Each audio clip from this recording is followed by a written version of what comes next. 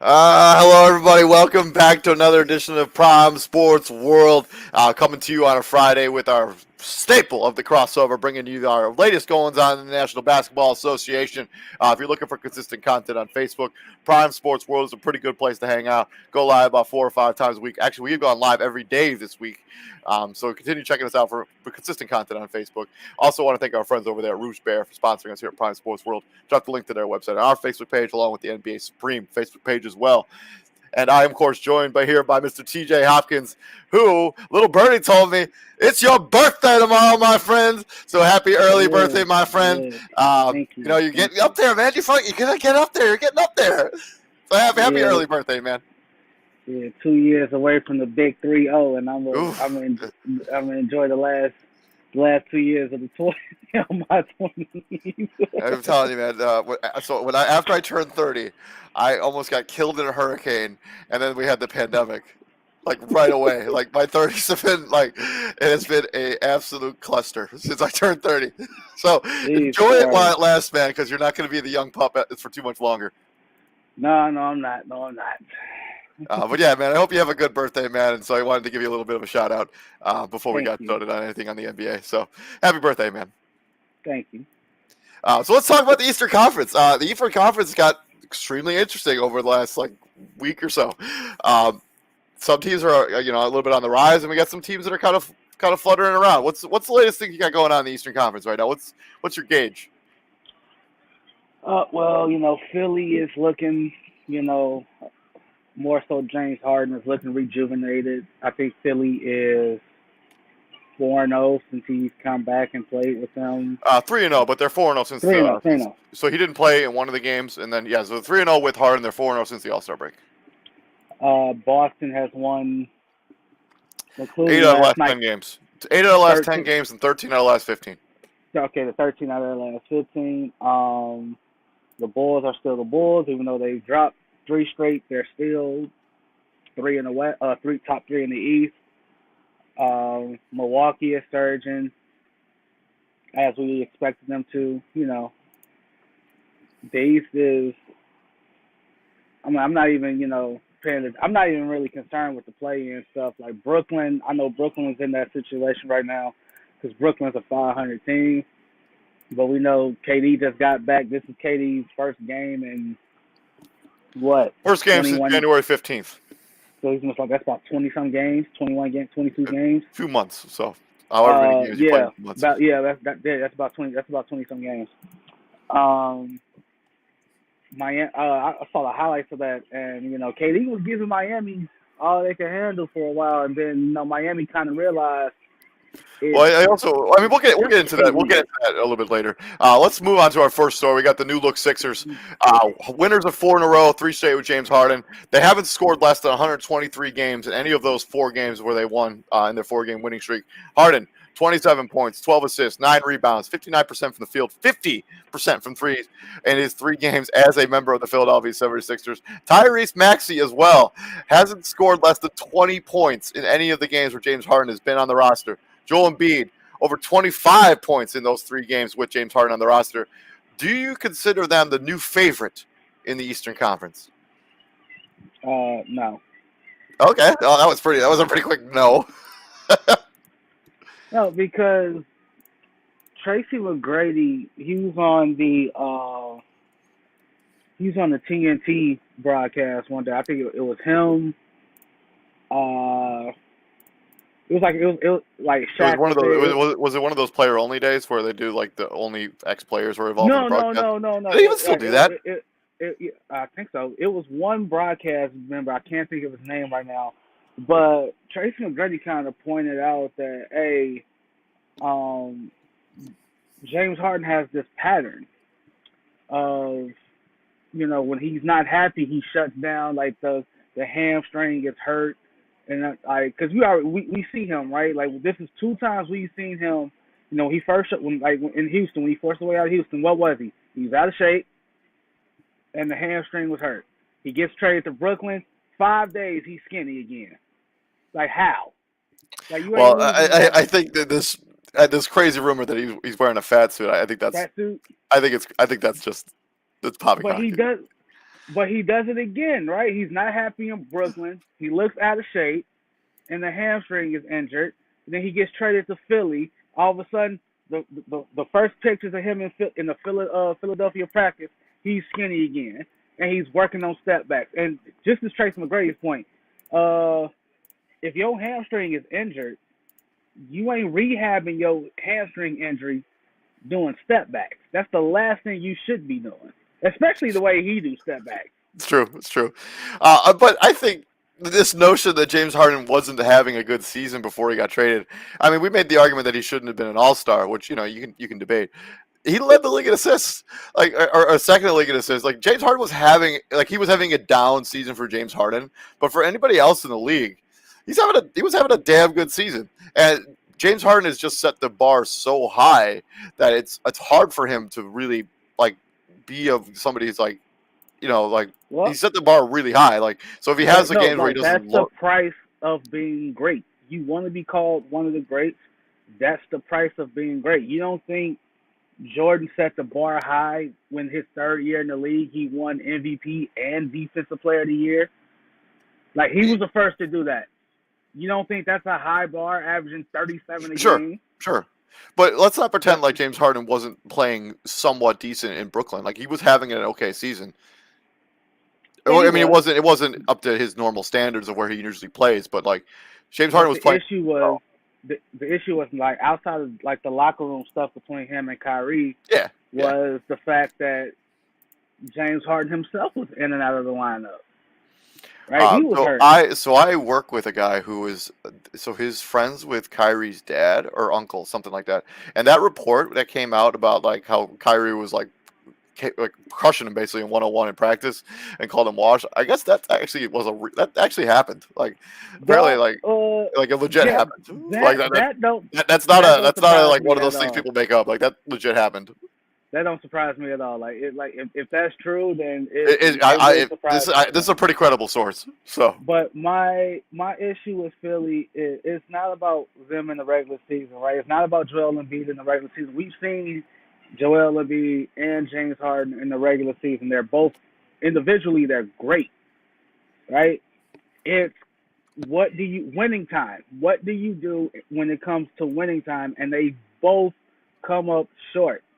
So I don't care what they do in the regular season, right? What do you do in a 7 game series where teams can really focus on what you do well and make you struggle with what you do well? Because like that pick and pop that they got going on right now, it looks fantastic. What are you going to do when you go up against a team that can zero in on that and take that away? I also think a bit major point here is that the depth of this Sixers team is really like you once you get out of their starting five. I mean, after that, I mean it's rough. I mean, it's Shake Milton is the backup point guard. Korkmaz is their backup shooting guard. Danny Green, who's a And it's serviceable basketball player, is backup small and forward. they're very hit or miss, right? They're like Yeah, one game. Gordy Jang is the backup power forward, and DeAndre Jordan, who they picked up off the scrap heap, is their backup center. Like outside of their starting five, this is not a deep team at all. Like their And money's all tied up into three guys, and they're just hoping that Tyrese Maxey and Thibault continue to develop and grow as the season progresses, and they'll be able to continue their strong play into the playoffs. Especially Tyrese Maxey, if he can continue this kind of play, man, like the sky is the limit for this Sixer team. and that's the thing. Like how long do you think? So it's 3 games since they've all played together. How long do you think Tyrese Maxey is going to keep this up? I mean, Like, based on his career, you have to say not that long. I mean, but he is averaging career highs across the board in field goal percentage and points. more So power to him. I mean, yeah, I mean, he's obviously worked on his game, and he's obviously a good player, and he also is a good defender, which covers up for a lot of the James Harden limitations. Um, but yeah, I mean, he's proven to be a really serviceable player. I mean, he's got 19 points in his last 10 games. He's only gotten better as the season's progressed. I mean, you got to believe that he's going to continue to play like this. I think And the Thibault one, is probably the other guy that if I'm banking on him continuing to put up this kind of offensive input, I think you would be pleasantly disappointed. well, if I'm the Even though Sixers he only and averages like 6 points a game, but he's really only out there for right, defense. that's it. Right, if I'm a Tish Cyber, like anything I get, I'm looking at it like this. Like anything I get from him on the offensive end, that's icing on the cake. Right, I really just need you to go out there and play defense. Like who? Like if perfect example, if like let's say in the playoffs somehow some way Philly and Chicago gets matched up. Matisse Thybulle, you have one job only. Make DeMar DeRozan's night as rough as possible. That's it. That's all. That's really all I'm asking you to It, do. it kind of reminds me of the Thabo Cephalosha role in Oklahoma City when he was starting over Harden. Yeah. Like anything that Thabo Cephalosha gave you on offense was just a bonus. Like we really just want him on the defensive end, but he has shot the ball really well since James Harden got there. He shot 66% against the Knicks. I guess he's missed. Yeah, and then he shot 66%, 67, and then 58% since James Harden has got there in the 3 games. So I mean, he's shot the basketball at a really high clip over the last 3 games, and so I mean, if you gotta feel good about that. And he shot it good from 3, 66% and then 33%. So you average that together, it's like 47% in 3 games. And the one thing that another thing, right? You got two guys that like are two of the top league free throw shooters, Harden and Embiid. What do you do in the playoffs when the refs choke on the whistles, right? They let you play a little bit more. Like we've seen this. Like it's a tale as old as time, right? Regular season they getting all these calls, and then all of a sudden here come the playoffs where the refs is like, all right, you got that then, but you're not gonna get it as much now, And right? Go ahead. I think I agree with you on 100% on that because we've seen James Harden with his noticeable frustrations with the fouls he wasn't getting earlier this season, anyways. Like, imagine he's not getting his calls in the playoffs. I think the frustration may bubble over at that point. Mhm. That's all. Another thing that is like when we talk about the favorites in the Eastern Conference, like I just can't put them over Milwaukee, even right now. Like Milwaukee is surging. Like they have the best player maybe in the league potentially when healthy. Um, and I have a hard time putting them over a Sixer team that hasn't really accomplished anything, even with this core, over that Milwaukee team. Yeah, they straight up. Speaking of Milwaukee, they straight up stole that game from Miami. Like they went on what was it, a 21-6 run with Drew Holiday getting the game winning bucket. Well, yeah, basically the game winning bucket. I'm with you on that. Like I can't wait to see these. I can't wait to see Philly and Milwaukee meet up. I know they got to play each other again. They got to. Let Excuse me. me double check their schedule because there's only like 20 games or so left in the season. 20 games. Hold on, okay. They play again March 29th, which a game is surprisingly not on national television, which is kind of surprising. I But bet they'll flex it at some point. they gotta flex that. Like who Man, doesn't want to see just a side note because we're focusing on the Eastern Conference. If I have to watch the Lakers on national television anymore, I'm gonna tear my eyes out. I'm serious, dude. Like, they're like watching them in the half court, dude, is brutal. Like, they're fine when they're in transition, but when you get them locked into a half court situations, they cannot generate offense at all. Like, they have no one that could. Like, when LeBron's not on the court, everybody looks lost. Nobody knows what they're doing. It's brutal. Like, it's like the worst thing I've ever seen, dude. We'll get more into that on Monday, dude. But it's just not a good breed of basketball. And Charles Barkley was ripping them apart last night. Like, well, the one thing we should literally tip our hat to Sir Charles for is he has been consistent with that all season. Whether it's calling them out for putting all the blame on Frank Vogel and Westbrook, whether it's like putting all the like calling out AD for not being the player that he's supposed to be, right? Reggie Miller said something very curious. Oh, well, not curious. He said something on the broadcast last night. Like, Laker fans can't blame LeBron because he's averaging 27, 7, and whatever. Like, dude, we've seen instances where LeBron ain't rebounding, don't play defense, getting outworked, out hustled. Why should, like, if I'm on that team, if the best player in the face of the league ain't fighting for the little things like that, why the fuck should I? Right? yeah. But back to the Eastern Conference. From a struggling team, we're talking about the Lakers here briefly, to the Celtics that are surging 8-2 in their last 10 games, including a win against the Memphis Grizzlies, Philadelphia 76ers and Atlanta Hawks. They are 13-2 in their last 15 games. They've moved up to the 5 seed. They currently hold the highest point differential in the entire conference. Jason Tatum, over his last 10 games, 26 points, 8 rebounds, 5 assists. His shooting metrics are 45, 33, and 8%, 88% from the free throw line. What do you make of the resurgence of Boston?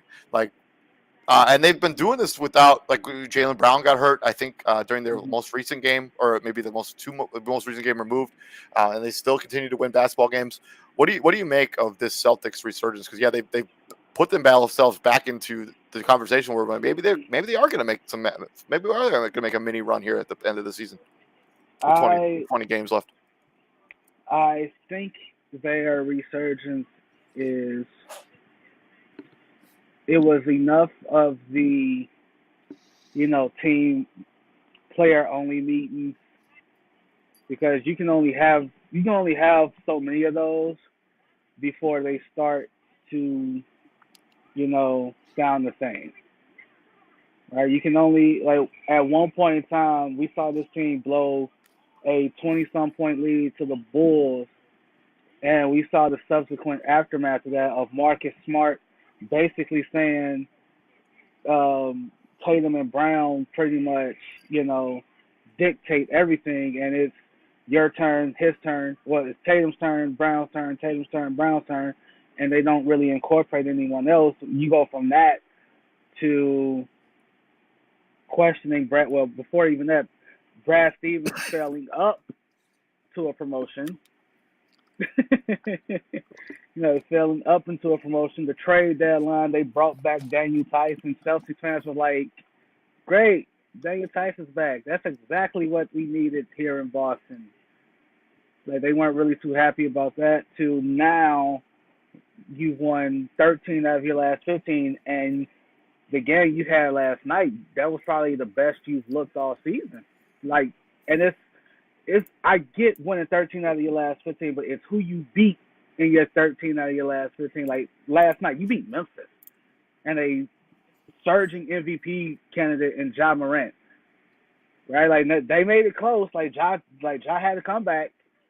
Like I think the second half he went off for like 24 points in the second half, but they did enough work on him to the point where Memphis never got it to like single digits, to the point where it's like, all right, one more stop, Memphis takes the lead, that kind of thing. Like Boston kept them at an arm's length away for majority of the game.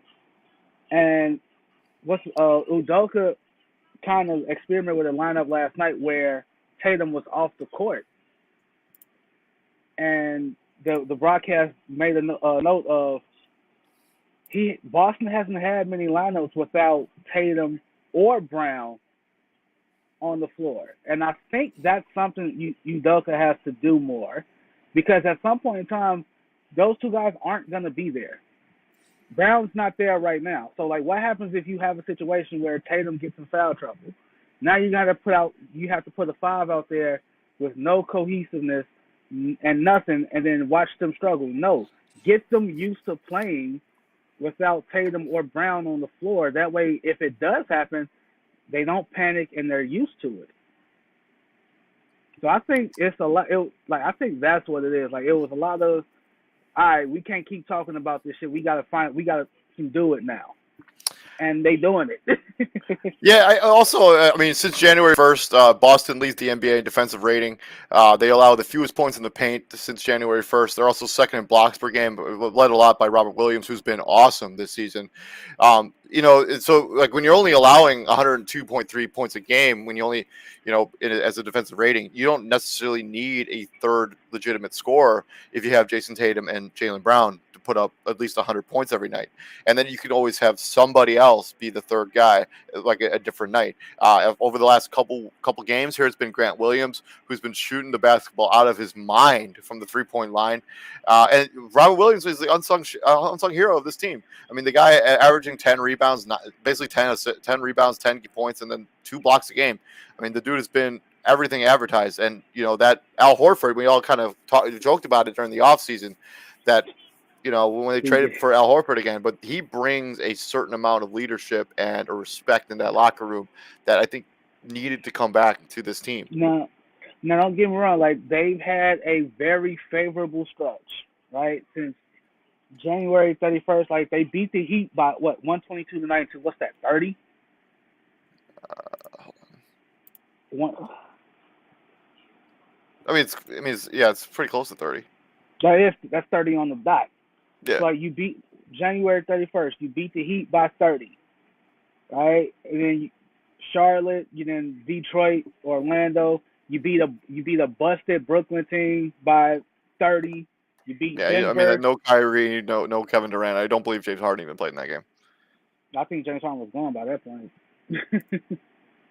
Either Yeah, you way, beat he was injured, didn't play in the game. So you beat you Javon beat Carter was the Denver, highest scoring player on that team that game. Atlanta, and then you beat Philly 135-87. That was on national TV. You beat their ass. Then Detroit got you by one. You beat the Nets again by 23. Detroit, you lost to Indy. Then you beat the Hawks, and then you beat Memphis yesterday. So that 15 game stretch, you beat one, two, three legitimate playoff teams in Philly, Miami, and Memphis. Oh, and no, and four in Denver. I'm not gonna disrespect Denver like No, can't. that. so don't get me wrong. Like now, some luck does go into it, right? Again, you catch Brooklyn when they are just free falling, right? No KD, no Kyrie, no James Harden. Detroit rebuilding team. Orlando rebuilding team. Nuggets is just Joker and the Island of the Misfit Toys.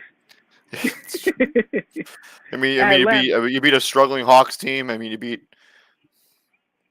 I mean, these are the teams. These are the games you're supposed to win. If you're a Boston Celtics team, you have, aspirations of being just more than just a one and done playoff team. I mean, this is the games you got to win. And then that game against the Pacers, I guess that was an anomaly because you lost by 21, and the Pacers shot 17 to 33 from three. Yeah, you're gonna lose that game. That's 51.5% Tyrese from three. Halliburton went off for 22 points, 9 assists. The starting five, all four of the starting five scored 20 or more. Yeah, you're Four gonna out of the lose. starting five. You're gonna lose. lose. And they dusted off Jalen Smith for another 12 points off the bench. So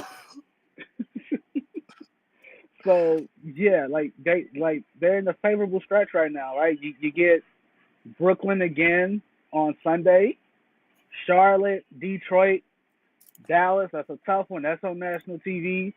Golden State Wednesday on the 16th. Sacramento, Denver again, OKC, Utah, Minnesota, Toronto, and the Heat.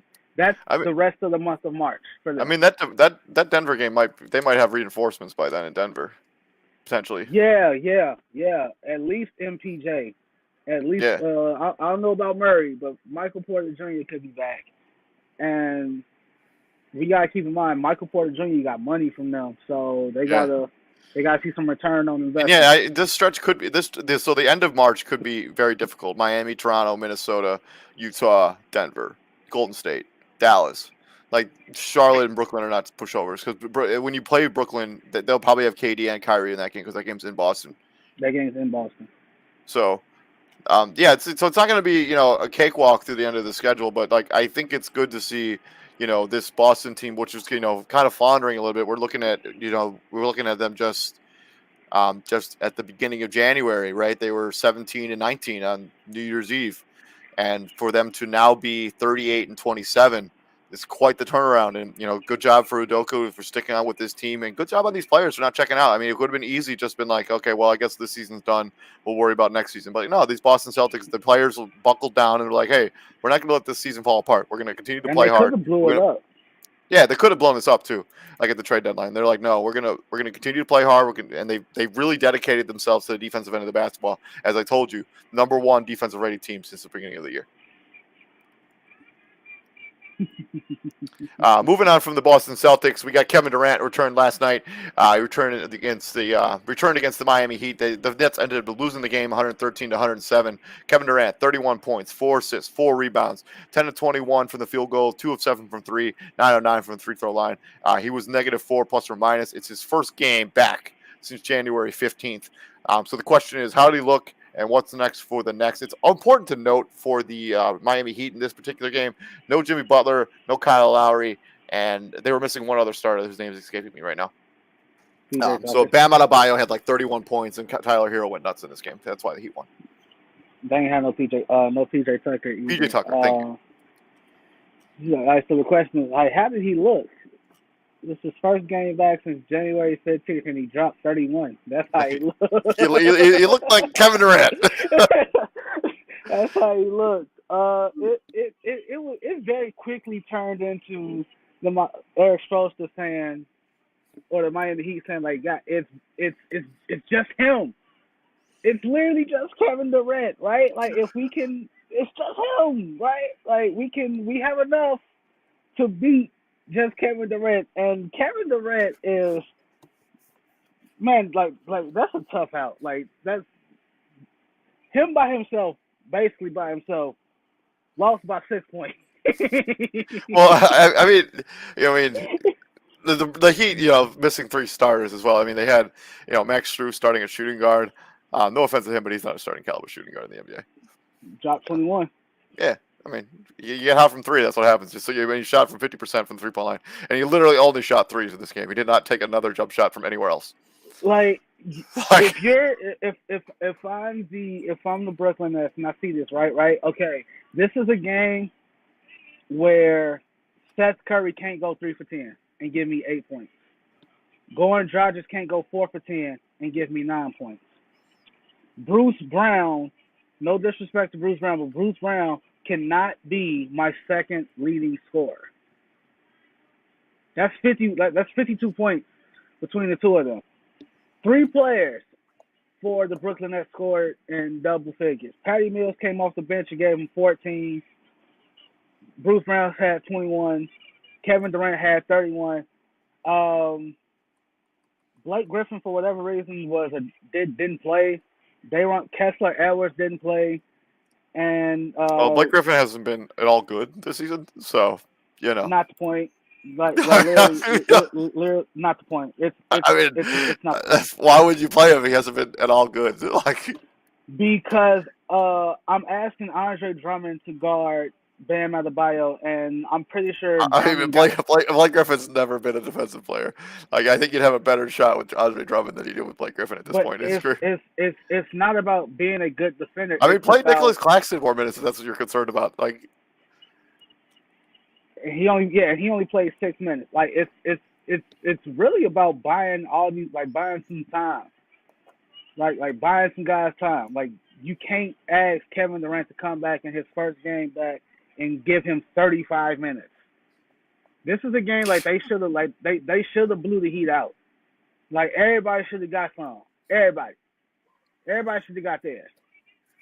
Right? Andre Drummond only played 20 minutes. Why? Why? Because that's literally as many minutes as he could possibly play. Yeah, 4 fouls in 20 minutes. Like, Aldridge played 24 minutes and gave me 5 points. Like, bro, who's guarding you that you can't use your veteran side? I mean, in his defense, I mean, he only got 4 shot attempts in the entire game. I mean, when Kevin Durant's cooking the way he's cooking, I mean, like, it seems silly to take the basketball out of his hands. But yeah, I mean, they're going to need more of these role players to step up now that James Harden's not on the roster, and as long as this mandate still exists in New York, which I imagine at some time during March it's going to get lifted, you just have to tread water until you're able to get back. We get Ben Simmons back on the floor, you get Kyrie Irving back playing at home games. You just have to you're going to have to tread water until you get players back. Kevin Durant is going to have to log 1 billion minutes in order to keep this team afloat, because without him, it's a bad state of affairs, especially during home games. When after they traded James Harden, when you look at their roster when they play home games, they get smoked because they don't have any talent. Like, when you take away Kevin Durant, James Harden, and Kyrie Irving, like, this is a pretty sad bunch of players. No offense to anybody on this team. You're all very talented, more talented than me. But when it comes to the landscape, this is not, you're not going to be able to get it done. No, you're not. And the difference in literally the difference is the Heat had 4 players in double figures to the next 3. That's it. And That's also, the that. Miami Heat have installed a culture, right? So they're missing 3 starters, but the culture's been entwined into the players that are there. That they like it's next man up. And Bam Adebayo was awesome in this game. He just straight up was, and Yeah, he was better and than and it's nobody could guard him on finding Brooklyn. it's finding a guy like Haywood Highsmith. Haywood Highsmith. You know who Haywood Highsmith is on the Miami Heat? Have you ever heard of him? No, Like the college he went to was called Wheeling Jesuit. I'm pretty sure that's a Christian college. He's 6'4", 220 pounds. Pretty sure he's a rookie. He's 25 years old. It's Eric Spoelstra giving him 14 minutes, where he could have gave 14 minutes to Kyle Guy, who's been in the G League since he's been in the league. Right? That's 14. Haywood Highsmith played on the Sixers for 5 games last season, so technically, or Five, in 2018, 2019. So he was in 5 2018, games. 2019 his rookie season. Then he was out of the league for 2 seasons, and now he's back in Miami for the last 8 games, averaging 11 minutes a game. Like that, yeah. Right? Like that's something. Like that's finding, like that's a Pat Riley special, finding random players who some reason couldn't make it on any other team, but hey, I got a spot for you here, and I'm gonna put Gabe Vincent. First off, who heard of Gabe Vincent before Miami went through this little mini rebuild, before they got Jimmy and whatnot? Gabe Vincent really became a household name when he was on Team Nigeria. Wait, what is that? UC Santa Barbara, University of California, Santa Barbara. Gabe Vincent, Is that yeah. where you went to school? UC That's Santa Barbara. Yeah, it is. UC. Wow, the Gauchos. So, like, Gabe Vincent really became a household name when Nigeria beat Team USA in that scrimmage, and he was cooking people then. Right? Duncan Robinson, undrafted Duncan Robinson. Duncan Robinson got paid because he was putting up buckets. Yeah, well, he didn't exactly do that in this He game. ain't do that this game, but I mean, he did somehow get 7 assists in this game. Also, I mean, he did contribute in other ways, even when he didn't put it well in the back. It's finding people like that, like Max Strus, right? You was at the bottom of the bench on the Bulls, where Jim Boylan was, at the helm. Look at him now. I mean, he goes to the ball. Yeah, 10 points a game, 3 rebounds, assist. His shooting percentage is pretty decent, shooting at 40% from the 3, 43% from the field, 77% from the free throw line. Caleb Martin. Who was cooking people last night. Caleb Martin's turning himself into a damn good defender in the NBA. And now he can shoot it a little bit. I mean, shooting nearly 40% from the 3-point line, 51% from the field. Like that's the kind of roles you need from role players, like to come out and when it's the next man up mentality. You just got to know that, like, hey, when my moment's called, I got to step up and play well. I mean, shooting at 3 for 5, 8 from 11 from the field for. Like, kudos to him, man, for staying ready. And Tyler Hero is going to be the 6th man of the year by probably the widest margin ever. Yeah, and Dwayne Dedmon has always been a serviceable backup big man. I think, like, the one thing about Dwayne Dedmon is, like, I think he figured out pretty early what his role is. Like, he's never going to be, like, if he's your team's starting center, like, you're probably not a good team. Which is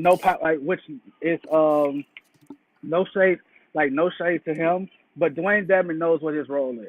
Right, I'm a backup center at best, and he fills that role pretty serviceably.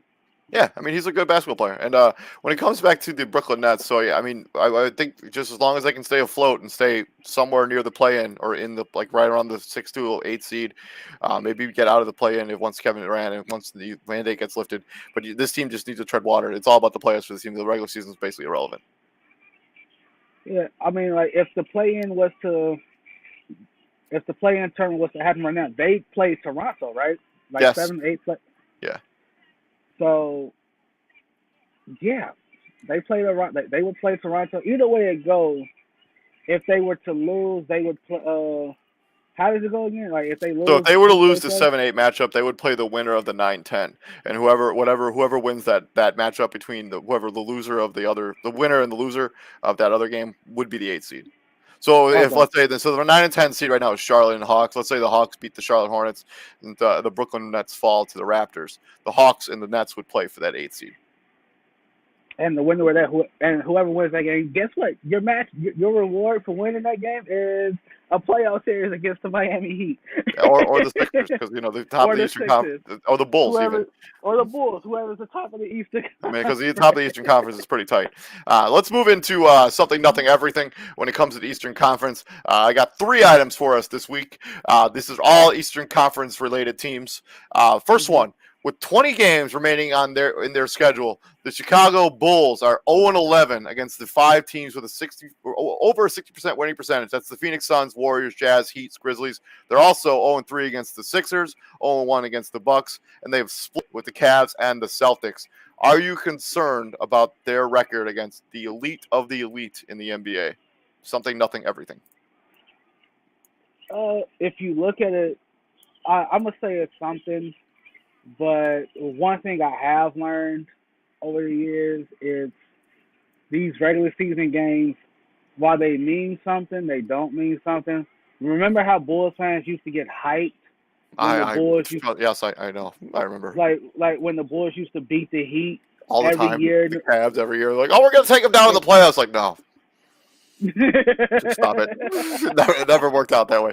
I got another buddy who's a Boston Celtics fan, and he every time like the Warriors would go to make big runs in the playoffs, and he'd point out oh yeah, Boston made the finals. We beat the Warriors in the regular season. We're the only team to have a winning record against them. Like, yeah, okay, what's your point? Like, anyways, continue. No, that's the point.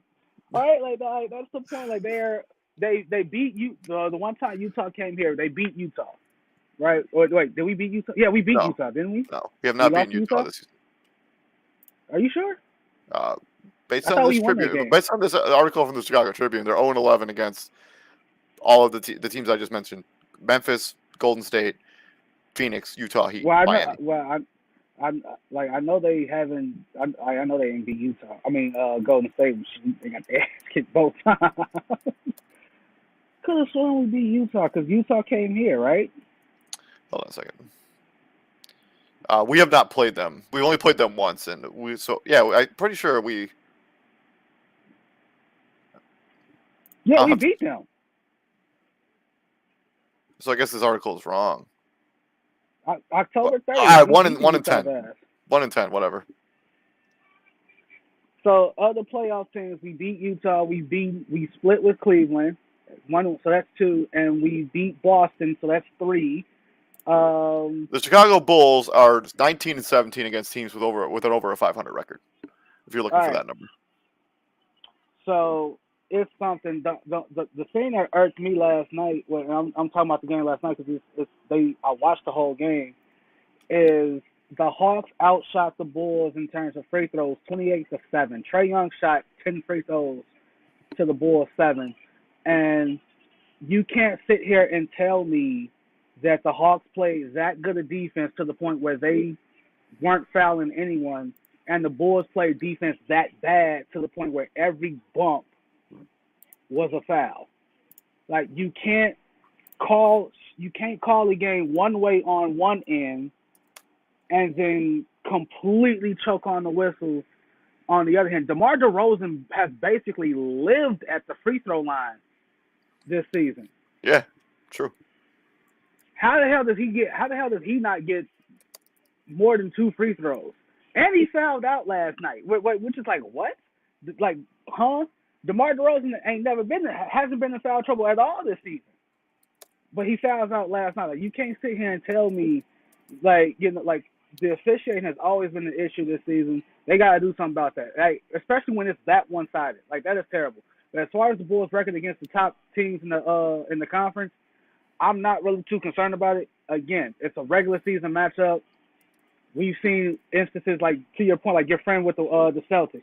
They've beaten everybody, and then it's time. When it comes to playoff time, guess what? Boston going home. Yeah. The Bulls. This is for sure. This is for sure something. I am concerned about the Bulls and their ability to beat the upper echelon of teams. I think Milwaukee is a big problem. I don't think we have an answer for Giannis. I think the Brooklyn Nets, if we ended up playing them, I think would be a bad Okay, matchup. here's the thing. I think the Sixers and Joel Embiid would be a bad matchup as well. Okay, but here, The other thing is of the teams that I just mentioned, Warriors, Suns, Jazz, Grizzlies, the scenario where there's only one of those teams we're gonna have to worry about if we ever play them in the playoffs. The rest mhm, of the teams that we have somewhat of a winning record outside of the Philadelphia. I mean, if we beat Milwaukee tonight, that we're split with them, we're we're split with 1-1. Boston, we're evenly matched with every team in the Eastern Conference. And the Western Conference teams, I know they've beaten us, but I don't really care. It doesn't matter. We're only gonna have to play one of those teams when it gets to that point. And like people always they kill me with that. I'm not saying you're using it, but like when they say like we don't have a matchup for we're not gonna be able to stop this player. Fine, okay, we get that. How many teams do have how many teams can stop Giannis or KD or Embiid? How many teams can literally say we have a guy that can stop you? Philly. Miami has Bam Adebayo. Can Bam Adebayo really stop Joel Embiid? No, No. Joel Embiid is if he's, you know, if he's ready No, to he go. But I can't. for sure think this is something. I mean, it's something. But my thing is, all right, Giannis gonna get his. Giannis is gonna get his. Embiid's gonna get his. KD gonna get his. Right? Let them get theirs. They gonna get theirs. Let them get it. I can't have the requisite parts around them going off. That's been my logic for like forever now. All right, we play Milwaukee tonight, right? All right, Giannis, you gonna get yours. I can't let Middleton go off. I can't let Drew go off. And And whoever else for sure can't let like somebody off their bench go off to either. Like, Bobby Portis. can't Like let that happen. we Bobby can't let Porter, Bobby Portis be cooking from the 3-point line. Like, can't let that happen. Like you can moving have on it. to the second one. We got Bradley Beal in the news lately. Came out yesterday. It looks like he's leaning towards a re-signing with the Wizards this offseason. The Washington 246 mil. Wizards. He is eligible for a 5-year supermax, paying him on if he declines. Obviously, his player option for 2023. He can sign a Right. 5-year, $246 million deal. The new supermax, something, nothing, everything.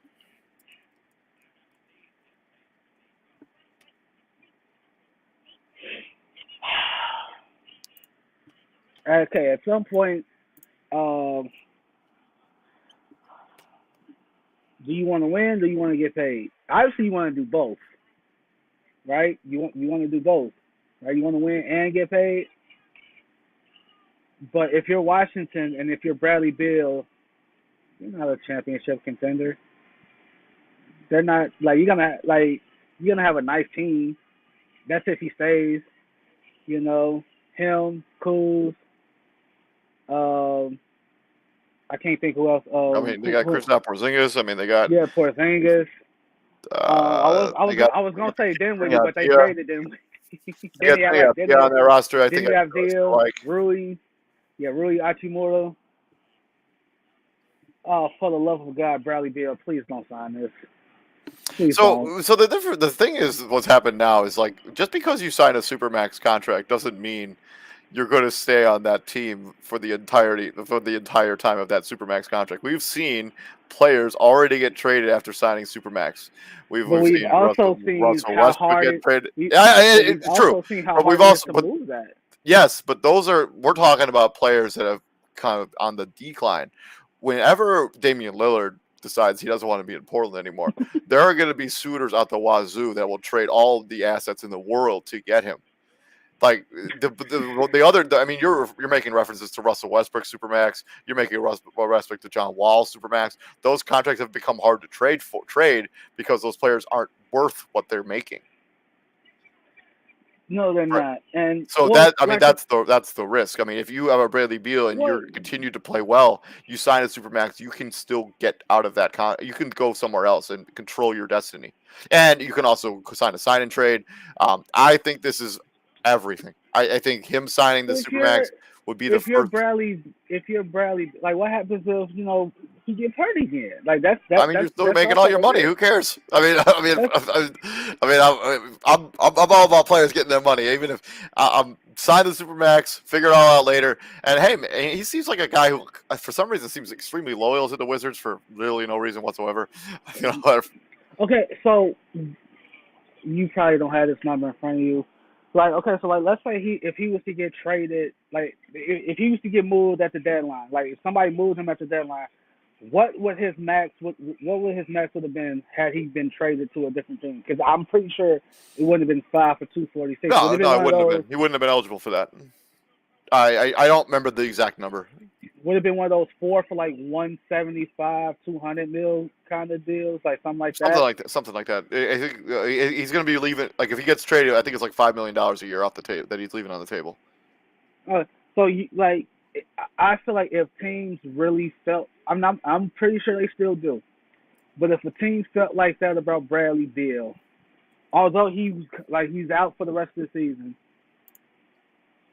I still would. I'm pretty sure. I don't know what Washington had over him because we what's called Joel Embiid had talked to the media and said that he had pushed for Bradley Beal to come to get Bradley Beal in Philly. Obviously, Ben Simmons would have been a part of that deal. I can't sit here and imagine that Philly was the only team that wanted Bradley Beal No, because that's the only one that the we list. heard. If Bradley Beal comes out and says I want out of here, and they were open to trade him, there'll be suitors all over the league. Bradley Beal's that level of talent.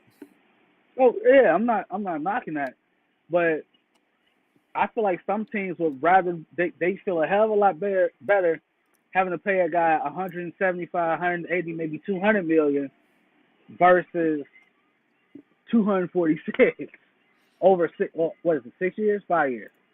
6 years? 5. Five? Oh, I mean, sure. But I just, yeah. This is the latest I thing mean, he's leaning towards resigning. I I think this is think it's everything. I think it's everything in terms of player mobility because, like you said, we've seen players get that max contract and still get moved, right? That's that Yeah. like that's huge. Like, do you mean to tell me I can get all my bread and go to the destination I want to go to? Yep. Like that's huge. That is huge for player mobility. The Totally agree. CBA they might crack that. Like the owners might try to crack down on that in like CBA negotiations. Maybe.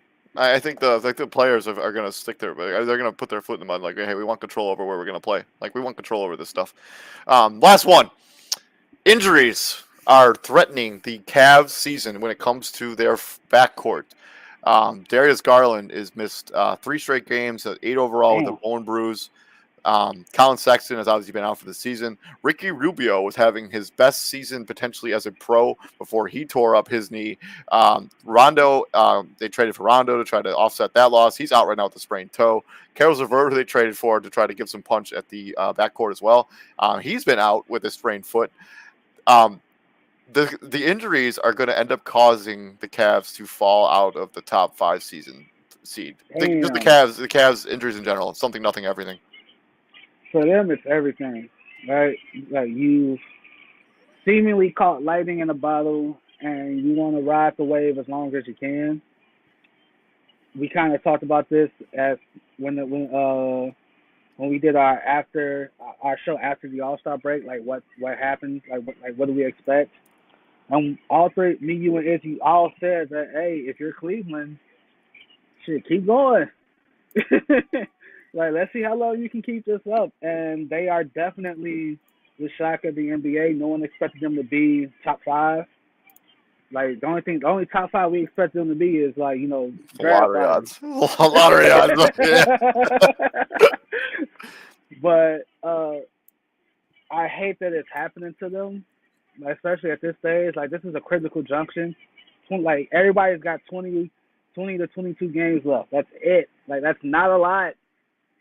Right, that's not a lot of games. Like, and these games are gonna go by quick because they gotta get them in. Like, it's gonna be a lot of back. It's gonna be a lot of back to backs, a lot of 1 days off. So you ain't gonna really get a lot of time to, rest and heal these injuries the way you want to. And like you said, seeding in the East is so tight. Your best players, you really can't afford to sit them unless it gets to the point where it's like, no matter what I do, win or lose, I'm locked in this spot. I mean, Nobody yeah, can jump they're only me. 5 games back of the 1 seed, and they're only a half game back of Boston for. They're the 6 seed right now. Like they've lost So 2 of their last. They've lost 2 games in a row. They're 5-5 in their last 10. so like unless it gets to the point where it's like I'm locked in this spot, no one can jump me. I can't jump them. I can't fall no lower. That's the only way I see them. I see any team really sitting their key guys. They can't, and it sucks because like Karis LeVert, you said he has a what's Karis LeVert? Sprained. Hold on a second. Sprained foot. Sprained foot. Yeah, last week. So Like he's been that's out for a little bit. yeah, like that's really an injury where it's like you need all the rest you can get, but they're not in a position to rest him, and that's also an injury. The slightest movement, slightest tweak, he re-sprains that foot. Done.